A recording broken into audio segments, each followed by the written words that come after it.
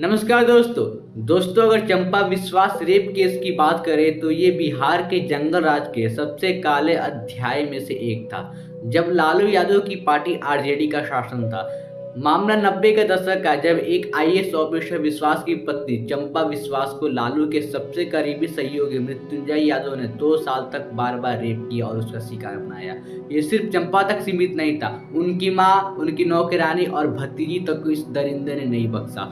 चंपा को इतना टॉर्चर सहना पड़ा कि उन्हें बार बार अबॉर्शन करवाना पड़ा और आखिरकार बार बार प्रेग्नेंट होने से बचने के लिए खुद को स्टेरिलाइज करवाना पड़ा। उनकी भतीजी कल्याणी और 2 नौकरानियों के गायब होने का भी शक है कि मृत्युंजय ने ही उन्हें मार डाला। मृत्युंजय यादव लालू का सबसे बेहद करीबी था और आरजेडी का बड़ा नेता माना जाता था। उसने लालू पर एक किताब तक लिखी थी जिससे साफ पता चलता है कि उसकी पार्टी में उसकी कितनी ज्यादा पहुंच थी। इस घटना में मृत्युंजय के साथ उसकी पत्नी हेमलता यादव भी शामिल थी, जो कि लालू की 8 साल तक करीबी सहयोगी रही। ये दोनों विश्वास परिवार को अपने सरकारी क्वार्टर में बुलाकर इस घिनौने काम को अंजाम देते थे। अब सवाल ये है कि लालू ने ऐसे अपराधी को अपनी पार्टी में शरण क्यों दी? जवाब साफ है, उस वक्त बिहार में लालू का राज था और उनके करीबी गुंडों को खुली छूट थी।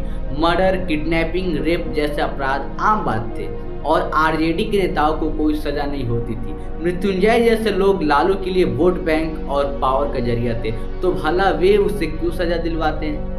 और हद की बात यह है कि जब ये मामला कोर्ट में गया तो ट्रायल कोर्ट ने मृत्युंजय और हेमलता को बरी कर दिया था। बाद में 2010 में पटना हाई कोर्ट ने इस फैसले को पलट दिया, लेकिन जब तक बहुत देर हो चुकी थी।